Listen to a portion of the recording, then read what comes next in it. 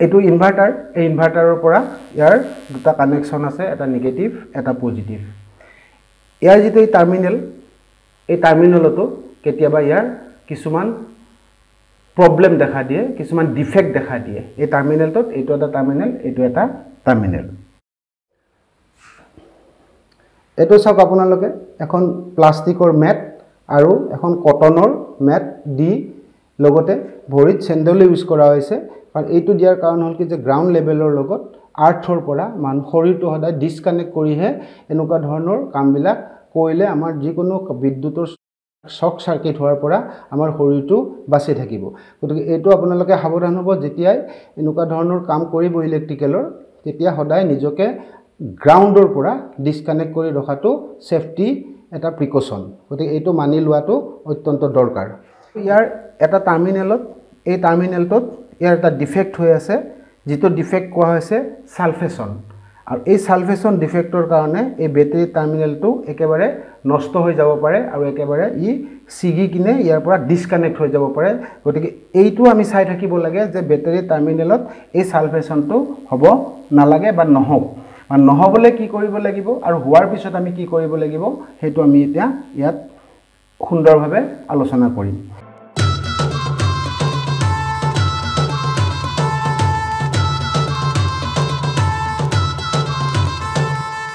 এই সালফেশনটো আমি কেনেকৈ ৰিমুভ কৰিম আৰু ৰিমুভ কৰাৰ পিছত ইয়াক কি ধৰণে আমি মেইনটেনেন্স কৰিম কি ইয়াত এনেকুৱা ধৰণৰ কি মেটেৰিয়েলছ আছে যেটো দিলে আমাৰ এই সালফেশন ডিফেক্টটো নহয় এটো টাৰ্মিনেলত সালফেশনটো হোৱা নাই কিন্তু এই টাৰ্মিনেলটোত কিবা এটা কাৰণত সালফেশন হৈছে ইয়াৰ এক নম্বৰ কাৰণ হল লুজ কন্টাক্ট আৰু এই লুজ কন্টাক্টৰ কাৰণে এই সালফেশন প্ৰক্ৰিয়াটো ক্ৰিয়েট হয় গতিকে এই ডিফেক্টটো অত্যন্ত ভয়ানক ডিফেক্ট বেটাৰিৰ কাৰণে ইয়াক সালফেশন বুলি কোৱা হয় আৰু এই সালফেশনটো এটা কেমিক্যাল ৰিঅ্যাকশনৰ ফলত ইয়াত সংঘটিত হয় আৰু এই ডিফেক্টটো যদি আমি ৰিমুভ নকৰো ইয়াক যদি আমি মেইনটেইন কৰি কিনে ইয়াক যদি সফা কৰি আকৌ আগৰ পজিশনলৈ নানো ঠিক এই ধৰণৰ পজিশনলৈ যদি আমি নানো এই টাৰ্মিনেলটো কোনো সালফেশন হোৱা নাই ওকে আছে সুন্দৰভাৱে আছে কিন্তু এই টাৰ্মিনেলটোৰ এটা সালফেশন প্ৰক্ৰিয়া আৰম্ভ হৈছে যেটোই নেকি আমাৰ এই ওয়াৰ কণ্ডাক্টৰটো এই কণ্ডাকশন যেটো প্ৰক্ৰিয়া ইয়াৰ যেটো ইয়াৰ কাৰেন্ট এই নবৰ পৰা ওয়াৰৰ মাজেৰে ইনভাৰ্টাৰৰ লগত যেটো কাৰেন্ট সংযোগ প্ৰক্ৰিয়া ই ইনসুলেশন অৰ্থাৎ ৰেজিস্ট্যান্সৰ সৃষ্টি কৰিব আৰু ৰেজিস্ট্যান্সৰ সৃষ্টি কৰাৰ কাৰণে কাৰেন্টটো সম্পূৰ্ণৰূপে ইয়াত ইনপুট আউটপুট হোৱাৰ পৰা ই অকমান অসুবিধাৰ সৃষ্টি কৰিব পাৰে গতিকে এই সালফেশন প্ৰক্ৰিয়াটো আমি ইয়াত ৰিমুভ কৰিব লাগিব কেনেকৈ ৰিমুভ কৰিব লাগিব হেতু আমি আলোচনা কৰিম আমি এনেকুৱা এডাল ব্ৰাছ লম আৰু ব্ৰাছৰ সহায়ত প্ৰথম আমি এই সালফেশনৰ যিখিনি পাউডাৰ নিচিনা যিবোৰ ইয়াত মেটেৰিয়েল ক্ৰিয়েট হৈছিলে সেইখিনি আমি ইয়াৰ পৰা ৰিমুভ কৰিম আৰু এইখিনি যাতে কাপোৰত নপৰে এই গুৰিবোৰ যাতে কাপোৰত নপৰে আৰু পকাত পৰিলেও যদি পকাত পৰে যিকোনো পানী ঢালি কিনে ধুই দিলে পকাখনৰ আৰু অনিষ্ট নহয় এটো ওপৰতলত সালফেশন হৈছিলে ইয়াক আমি প্ৰথম সফা কৰিলো সফা কৰাৰ পিছত কি কৰিব লাগিব আমি ইয়াক সফা কৰিলো সফা কৰিলে ইয়াৰ যেটো ট্ৰিটমেন্ট এই ট্ৰিটমেন্টটো শেষ নহয় আৰু এটা কাম কৰিব লাগিব আমি প্ৰথম ভালকৈ সফা কৰি লম আৰু যদি বেছিকে সালফেশন হয় তেতিয়াহলে ইয়াক গৰম পানী দি ধুই ল'ব লাগিব ধুনিয়াকৈ গৰম পানী দি সুন্দৰকৈ ধুই ল'ব লাগিব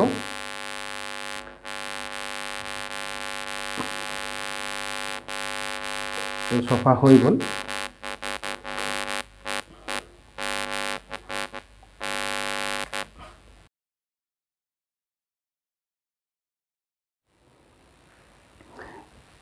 এটো সফা হৈ গল এটো সফা হোৱাৰ পিছত আমি আৰু এটা কাম আছে ইয়াৰ ট্ৰিটমেন্ট আৰু এটা আছে হেতু কি কৰিব লাগিব এফালৰ পৰা কৈ গৈছো ইনভাৰ্টাৰৰ যেটো সুইচ এই সুইচটো অফ কৰি দিয়ক এটো সুইচ অফ হৈ গল হেতু অফ কৰাৰ পিছত ইনভাৰ্টাৰৰ যেটো পাৱাৰ সুইচ যেটো পাৱাৰ ইনপুট হৈছে এই পাৱাৰ ইনপুট সুইচটো অফ কৰি দিয়ক আৰু ইয়াৰ পৰা এটো ইনভাৰ্টাৰ সাপ্লাইটো ডিসকানেক্ট কৰি দিয়ক এটো ডিসকানেক্ট হৈ গল এটো ডিসকানেক্ট কৰাৰ পিছত ইনভাৰ্টাৰৰ পিছফালে যেটো আউটপুটৰ ইয়াত প্লাগ লাগি আছে এই প্লাগটো যেটো পইণ্টত আমাৰ ইনভাৰ্টাৰৰ সাপ্লাইটো আছিল ইয়াত ইনসাৰ্ট কৰি সুইচটো দি দিয়ক তেতিয়া ইনভাৰ্টাৰটো ডিসকানেক্ট হৈ গল কিন্তু ইনভাৰ্টাৰ লাইনত যিকেইটা পইণ্ট আছে সেই পইণ্ট কেইটাহি কাম কৰি থাকিব তাৰ পাছত আমি কি কৰিম এই পইণ্টটোত তাৰ পাছত কৰিবলগীয়া আমাৰ এটা কাম আছে এটা ইয়াত এটা আমি কাম কৰিব লাগিব এনেকুৱা এবাৰ ট্ৰেন্স ল'ব জিপা ট্ৰেন্স এই নাটটোত খাব এই নম্বৰবিলাক বেলেগ বেলেগ থাকে এই পইণ্টটো লুজ কৰিম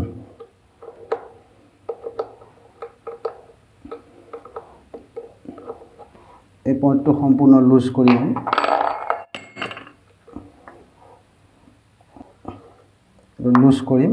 লুজ কৰি এই যেটো টাৰ্মিনাল আছে টাৰ্মিনালটো আমি ইয়াৰ পৰা ডিসকানেক্ট কৰিম ইয়াত ওয়াছাৰ থাকে এটো ডিসকানেক্ট কৰিলো ডিসকানেক্ট কৰি এটো যেটো নাট আছে নাটটো আমি ইয়াৰ পৰা সম্পূৰ্ণ উলিয়াই লম ইয়াত দেখিব ইয়াতো এনেকুৱা ধৰণৰ কিছুমান সালভেশনৰ গুৰি লাগি আছে এটো প্ৰথম কাপোৰৰ সহায়ত অলপ সফা কৰি দিব লাগে এটো সফা কৰি দিম সালভেশনটো এবোৰ সব মোহাই দিম যি আছে গুৰি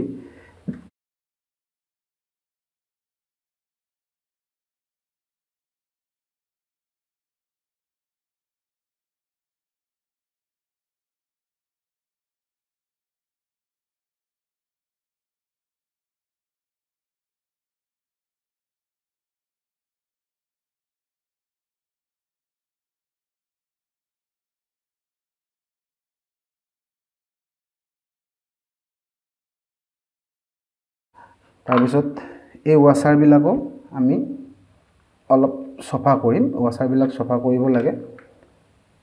অকনো ইয়াত আগৰ যেটো সালফেশনৰ গুৰি লাগি আছিল এই গুৰি বিলাক ইয়াত লাগি থাকিব না লাগে এনেকুৱা হেক্সো ব্লেড এখন লৈ এই সাইড বিলাক অলপ অলপ সফা কৰি দিব লাগে কাৰণ ইয়াতো হয়তো সালফেশন প্ৰক্ৰিয়াৰ কাৰণে ইয়াৰ ৰেজিস্ট্যান্স বৃদ্ধি হৈ আছে এটো লিডৰ টাৰ্মিনাল আৰু ইনভাৰ্টাৰৰ টাৰ্মিনালৰ মাজত ই অলপ ৰেজিস্ট্যান্স বেছিকে দেখাই দিব কন্টাক্টটো ভালদৰে নাপাব গতিকে এটো আমি অলপ সফা কৰি দিব লাগে এনেকুৱা ধৰণৰ হেক্সো ব্লেড এখন লৈ গুৰিবোৰ আমি ভালকে সফা কৰি দিম আপোনালোকে এমআৰআই পেপাৰ বা স্যান্ড পেপাৰৰ সহায়তো সফা কৰিব পাৰিব বা নাইফ এখনৰো সফা কৰিব পাৰিব হেক্সো ব্লেডখন ভাল সোনকালে সফা হয় যিমানখিনি ইয়াত গুৰি আছে সম্পূৰ্ণ সফা কৰি দিব লাগিব এটো সফা হৈ গল নাটটো আমি একবাৰ চেক কৰিম যদি ইয়াত গুৰি চুৰি লাগি আছে সালফেশনৰ এটো ওয়াছাৰটো খাই পেলালে এই ওয়াছাৰটো আৰু লগাব পৰা নাযাব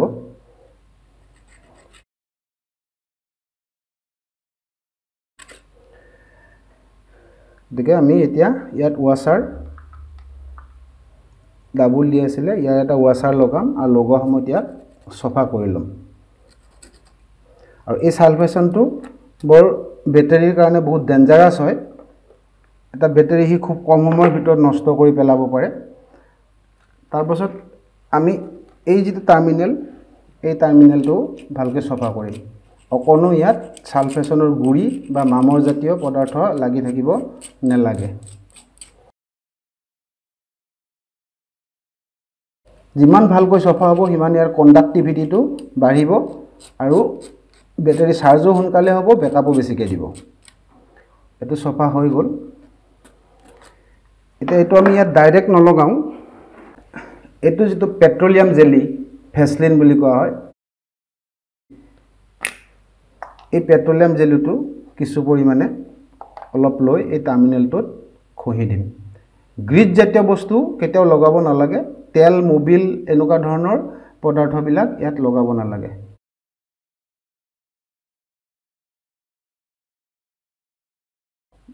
সদায় ইয়াক দিব লাগে পেট্ৰোলিয়াম জেলি আৰু নাটটো আমি ইয়াত পেট্ৰোলিয়াম জেলি অকমান লগাই দিম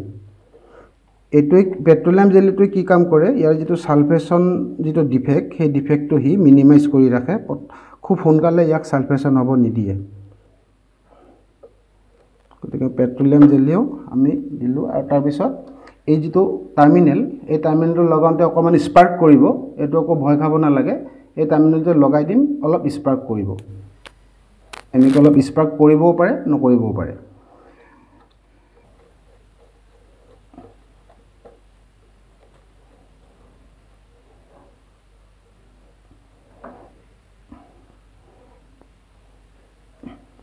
টাৰ্মিনেলটো লগালো তাৰ পিছত ৰেঞ্চৰ সহায়ত আমি ইয়াত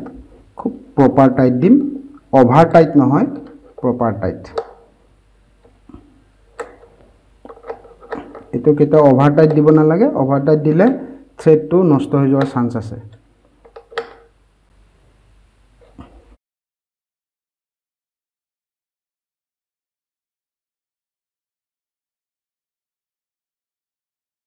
এই পেট্ৰোলিয়াম জেলিটো ইয়াত আমি হানি ৰাখিম এই একবাৰ সালফেশন যেতিয়া হৈছে ই মাজে মাজে হয়তো এই প্ৰবলেমটো ইয়াৰ ক্ৰিয়েট হৈ থাকিব পাৰে এই ডিফেক্টটো গতিকে পেট্ৰোলিয়াম জেলিটো আমি ইয়াত ইমাৰ্জ কৰি দিম আৰু মাজে মাজে এক চেক কৰি থাকিম ই আকৌ সালফেশন ক্ৰিয়েট হৈছে নেকি ডিফেক্টটো হৈছে নেকি এইটোটো অলপ লগাই দিব পাৰি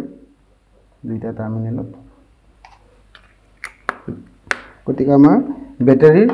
দুইটা যি দুটা ডিফেক্ট আছিলে সেই ডিফেক্ট দুটা আমাৰ ৰিকভাৰি হৈ গ'ল সালফেশনটো আমি ৰিমুভ কৰিলো এতিয়া আমাৰ আৰু বিশেষ কৰিব লগা নাই এতিয়া আমি বেটাৰীটো ৰিকানেক্ট কৰিম ইনভাৰ্টাৰটো ৰিকানেক্ট কৰিম মেইন লাইনৰ লগত যেনেকৈ আমি ডিসকানেক্ট কৰিছিলো ঠিক তেনে ধৰণে আমি আকৌ ইয়াক ৰিকানেক্ট কৰিম ৰিকানেক্ট কৰিবলৈ আমি ইয়াৰ প্ৰথম যেটো সুইচ আছে এই সুইচটো আমি এটো অন হৈ আছিল এটো আমি অফ কৰি লম অফ কৰি ললো এটো খুলিম খুলি এটো কোট লগাম ইনভাৰ্টাৰৰ পিছফালে যেটো সকেট পইণ্ট আছে এই সকেট পইণ্টত আগৰ নিচিনাকৈ আমি ইয়াত কানেক্ট কৰি দিলো কানেক্ট কৰাৰ পিছত ইনভাৰ্টাৰৰ যিডাল ইনপুট কেবল সেই ইনপুট কেবলডাল আমি আকৌ সকেট পইণ্টত ইয়াত সংযোগ কৰিলো ইয়াত কানেক্ট কৰি দিলো সুইচটো অন কৰিলো এটা ইনভাৰ্টাৰে সাপ্লাইটো পাই গল এটা আমাৰ ইনভাৰ্টাৰৰ যেটো সুইচ সেই সুইচটো অন কৰি দিলো অন কৰি দিয়াৰ পিছত আমাৰ ইনভাৰ্টাৰটো ঠিকে থাকে এতিয়া কাম কৰি থাকিব এটা ব্যাকআপ বেছি দিবহি চাৰ্জও হুনকালে হ'ব কাৰণ ডিষ্টিল ওয়াটাৰৰ লেভেলটো একুৰেট হৈ গল সালফেশনটো আমাৰ নাইকিয়া হৈ থাকিলে এটা বেটাৰীটো আমাৰ যি দুটা ডিফেক্ট আছিল এই ডিফেক্ট দুটা আমাৰ ওকে হৈ গল গতিকে এই বেটাৰী বিলাকৰ এই দুটা ডিফেক্ট বেসিক্যালি হয় মেজৰ ডিফেক্ট গতিকে ইনভাৰ্টাৰ যদি আছে আপোনালোকৰ ঘৰত যদি ইনভাৰ্টাৰ আছে এই ইনভাৰ্টাৰটোৰ এই দুটা ডিফেক্ট প্ৰায় চেক কৰি থাকিব ওয়াটাৰ লেভেল আৰু ইয়াৰ সালফেশনটো এই দুটা ডিফেক্ট যদি বেটাৰী নহয় বা হলেও যদি আমি ইয়াক মেইনটেইন কৰি থাকো মেইনটেনেন্স প্ৰক্ৰিয়াৰ দ্বাৰা ইয়াক আমি ঠিকঠাক কৰি থাকো তেতিয়া হলে আমাৰ বেটাৰীটো লাস্টিং বেছি হ'ব ব্যাকআপও বেছি দিব হয়তো 3 বছৰত বেয়া হ'ব লগা বেটাৰীটো আমাৰ 5 বছৰ 6 বছৰ 7 বছৰলৈকে গুচি যাব আজিলৈ ইমানেই আকৌ পৰৱৰ্তী ভিডিঅ'ত বেলেগ এটা টপিকস লৈ আপোনালোকৰ সন্মুখলৈ আহিম অনুগ্ৰহ কৰি সাবস্ক্ৰাইব কৰি দিব এনেকুৱা ধৰণৰ ইলেক্ট্ৰিকেলৰ ভিডিঅ' লৈ মই আপোনালোকৰ মাজলৈ আহি থাকিম গতিকে আজিলৈ ইমানেই ধন্যবাদ